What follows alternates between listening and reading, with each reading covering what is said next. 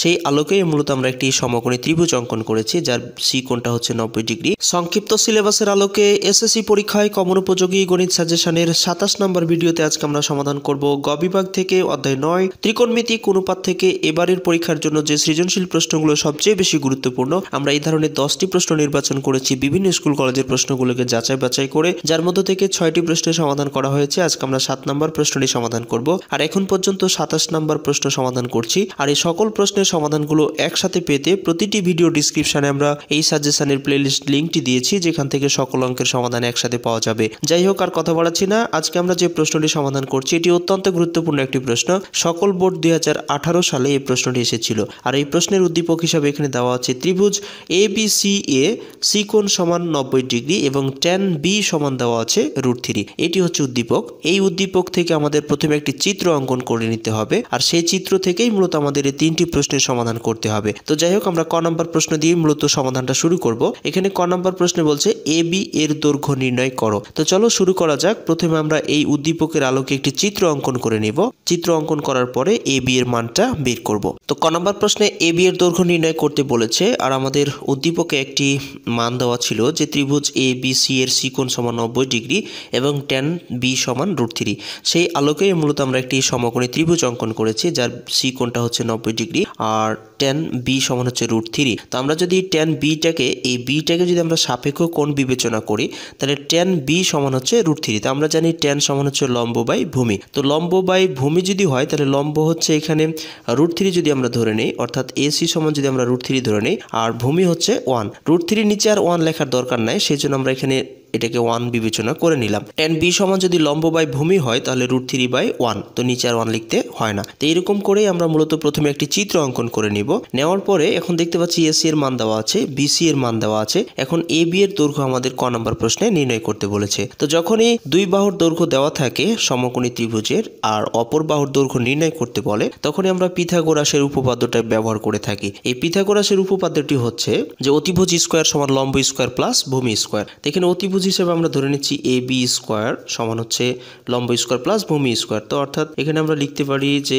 AC square এরপরে plus BC square. এই সূত্রটি মনে রাখতে হবে, যদি এরকম কোনো মান বের করতে বলে তাহলে আমাদের এই সূত্রটি প্রয়োজন হবে। এরপরে AB স্কয়ার আছে থাক, AC সমান আমরা এখানে মান পেয়েছি কত, এই যে AC সমান হচ্ছে √3। তো √3 এর উপরে কি স্কয়ার প্লাস BC সমান পেয়েছি আমরা এখানে 1। তো 1 এর উপরে স্কয়ার, 1 এর উপরে স্কয়ার দিলেও হবে না দিলেও হবে।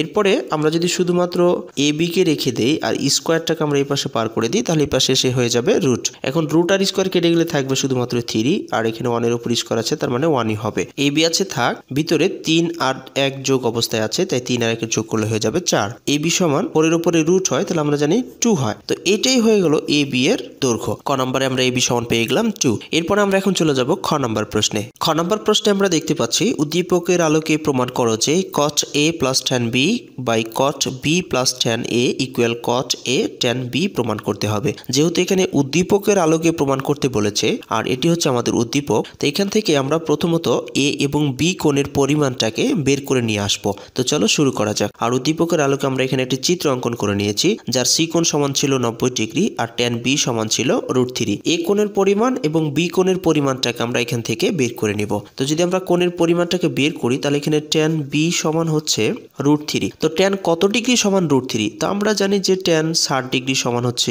√3, তাই আমরা এখানে 60 ডিগ্রি লিখতে পারি। এখন যদি আমরা উভয় পক্ষ থেকে tan কে বাদ করে দিই, তাহলে এখানে B সমান পাচ্ছি কত, 60 ডিগ্রি। তো একটা কোণের পরিমাণ পেলাম। এখন A কোণের পরিমাণটা আমরা কি করব, বের করব। তো যদি আমরা A কোণের পরিমাণটাকে বের করি, তাহলে A কোণ সমান, যদি আমরা যেহেতু এখানে C কোণের পরিমাণ পেয়েছি 90 ডিগ্রি আর B কোণের পরিমাণ পেয়ে গেলাম 60 ডিগ্রি, তাহলে এই দুটি কোণ হিসাব করেই আমরা বের করে নিতে পারি। অর্থাৎ 90 ডিগ্রি থেকে যদি আমরা B কোণটাকে বাদ দিই, অতএব A কোণ সমান 90 থেকে B কোণটা বাদ দিব। B কোণের পরিমাণ পেয়েছি আমরা এখানে 60 ডিগ্রি। তো এখন 90 থেকে যদি আমরা 60 ডিগ্রি বাদ দিয়ে দিই, তাহলে A কোণের পরিমাণটা আমরা পেয়ে যাচ্ছি। অর্থাৎ 90 থেকে 60 ডিগ্রি বাদ দিলে 30 ডিগ্রি থাকছে। এখন এ কোণ সমান পেলাম 30 ডিগ্রি আর বি কোণ সমান পেয়ে গেলাম 60 ডিগ্রি। এখন আমরা এই পরিমাণটা বসিয়ে দিয়ে আমরা লেফট সাইড সমান রাইট সাইড প্রমাণ করে নিতে পারি। চলো শুরু করা যাক। অতএব আমাদের যে মান বের করতে বলেছিল, প্রথমে আমরা লেফট সাইড ধরে নিব। লেফট সাইডে আমাদের ছিল cot a plus tan b, নিচে ছিল cot b plus tan a। এখন আমরা এই a এর জায়গায় এর মান বসাবো আর b এর জায়গায় b এর মান বসাবো। cot a সমান আমরা মান পেলাম 30 ডিগ্রি, তাই বসাবো 30 ডিগ্রি, এরপরে প্লাস tan b সমান মান পেয়েছি আমরা 60 ডিগ্রি, তো এখানে 60 ডিগ্রি বসালাম। cot b এর মান পেয়েছি আমরা 60 ডিগ্রি, তাই এখানে আমরা 60 ডিগ্রি বসিয়ে দিব, 60 ডিগ্রি, এরপরে প্লাস tan a সমান আমরা মান পেয়েছি 30 ডিগ্রি। cot 30 ডিগ্রি সমান আমরা কত জানি? আমরা জানি cot 30 ডিগ্রি সমান হচ্ছে √3, এরপরে প্লাস tan 60 ডিগ্রি সমান কত? tan 60 ডিগ্রি সমান হচ্ছে √3। এরপরে নিচে cot 60 ডিগ্রি মান কত? cot 60 ডিগ্রি সমান হচ্ছে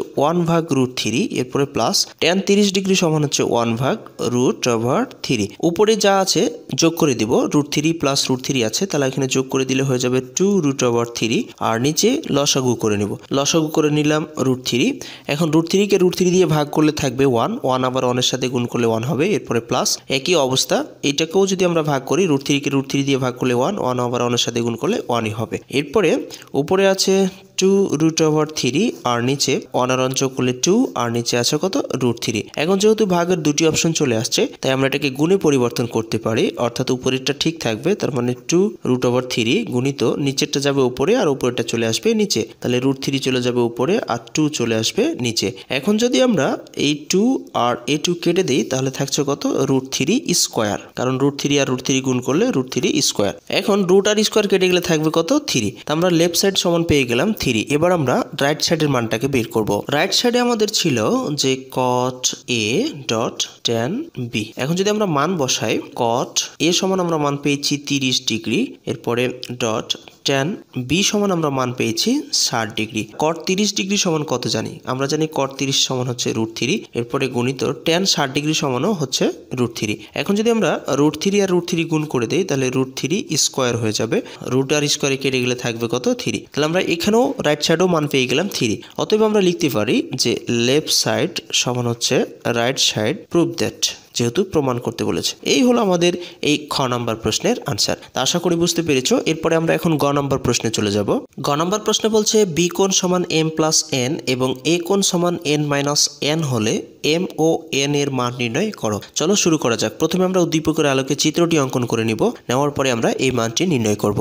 গ নাম্বার প্রশ্নে যেহেতু m ও n এর মান নির্ণয় করতে বলেছে, আর আমাদের প্রশ্নে বি কোণ সমান m প্লাস n এবং এ কোণ সমান m মাইনাস n দেওয়া আছে, আর ক্ষয়ে আমরা দুটি মান পেয়েছিলাম, বি কোণ সমান 60 ডিগ্রি আর এ কোণ সমান 30 ডিগ্রি। এখন আমরা সরাসরি এখান থেকে মানটি বের করে নিতে পারি। বি কোণ সমান যেহেতু দেওয়া আছে 60 ডিগ্রি, আর বি কোণে এখানে আরো একটি মান আছে আমাদের প্রশ্নে দেওয়া আছে m প্লাস n, তাহলে আমরা বি কোণের জায়গায় লিখতে পারি m প্লাস n। তাহলে আমরা এখানে লিখবো m প্লাস n সমান হচ্ছে 60 ডিগ্রি। এটাকে আমরা একটা সমীকরণ দিয়ে দিতে পারি। আবার এ কোণ সমান এখানে দেওয়া আছে m মাইনাস n, আমরা এখানে যদি লিখি যে এ কোণ সমান হচ্ছে, আমরা ক্ষয়ে একটি মান পেয়েছিলাম এ কোণ সমান 30 ডিগ্রি, তাহলে এই কোণ সমান আমরা এখানে 30 ডিগ্রি লিখতে পারি, আর এই কোণ সমান আমাদের এখানে আছে m মাইনাস n, তাহলে এই কোণের জায়গায় আমরা লিখতে পারি m মাইনাস n সমান হচ্ছে কত? 30 ডিগ্রি। তো এটাকে আমরা 2 নম্বর সমীকরণ দিতে পারি। এখন 1 ও 2 নম্বর সমীকরণ যোগ করে পাই, 1 ও 2 নম্বর সমীকরণ যোগ করে পাই। তো 1 নম্বর সমীকরণ আমরা পেয়েছিলাম m প্লাস n সমান 60 ডিগ্রি, তো আমরা এখানে লিখবো m প্লাস n, আর যেহেতু দুইটা সমীকরণ যোগ করছি তাই যোগ m মাইনাস n, তাহলে এখানে আমরা m মাইনাস n লিখবো, সমান 1 নম্বর সমীকরণ সমান পেয়েছিলাম 60 ডিগ্রি প্লাস 2 নম্বর সমীকরণে পেয়েছিলাম 30 ডিগ্রি, তো আমরা এখানে 30 ডিগ্রি বসালাম। এখন আমরা দেখতে পাচ্ছি এখানে মাইনাস m আর প্লাস n, মাইনাস আর প্লাস n কেটে যাবে, তাহলে এখানে একটা m আর একটা m যোগ করলে থাকবে এখানে 2m, আর 60 আর 30 যোগ করলে হয়ে যাবে 90। আমরা যদি এখন শুধুমাত্র m কে রেখে দিই আর 2 কে এই পাশে পার করি, তাহলে 2 গুণ অবস্থায় আছে, এই পাশে আসলে ভাগ হয়ে যাবে, তাহলে 90 ডিগ্রি ভাগ হচ্ছে 2। অতএব m সমান তাহলে আমরা কত পাবো? 90 কে 2 দিয়ে ভাগ করলে আমরা পাচ্ছি এখানে 45 ডিগ্রি। এখন আমরা m সমান 45 ডিগ্রি 1 নম্বর সমীকরণে বসিয়ে পাই। m সমান 45 ডিগ্রি 1 নম্বর সমীকরণে বসিয়ে পাই। তো 1 নম্বর সমীকরণটা ছিল m প্লাস n সমান পেয়েছিলাম আমরা 60 ডিগ্রি, আর যেহেতু m এর মান বসাচ্ছি আমরা 45 ডিগ্রি, তাই m এর জায়গায় আমরা বসাবো 45 ডিগ্রি, এরপরে প্লাস n, এটা সমান হচ্ছে 60 ডিগ্রি। এখন এই 45 ডিগ্রিকে আমরা সমান চিহ্নের এই পাশে পার করে দেব। তাহলে n সমান 45 ডিগ্রি প্লাস অবস্থায় আছে, এই পাশে পার করে দিলে মাইনাস হয়ে যাবে, অর্থাৎ মাইনাস 45 ডিগ্রি। n সমান 60 থেকে 45 ডিগ্রি যদি আমরা বাদ দিই তাহলে থাকছে কত? 15 ডিগ্রি। m সমান পেলাম 45 ডিগ্রি, n সমান পেলাম 15 ডিগ্রি। অতএব আমরা এখানে লিখতে পারি m ও n সমান, তাহলে আমরা এখানে m পেয়েছি 45 ডিগ্রি ও n সমান পেয়েছি আমরা এখানে 15 ডিগ্রি। এই হলো আমাদের আনসার। খুবই সহজ, আশা করি তোমরা বুঝতে পেরেছো। শেষ পর্যন্ত সাথে থেকে কষ্ট করে আজকের এই ভিডিওটি দেখার জন্য অসংখ্য ধন্যবাদ জানাচ্ছি। দিনটি সবার ভালো কাটুক এই প্রত্যাশায় আপাতত আজকে এখানে শেষ করছি। আল্লাহ হাফেজ।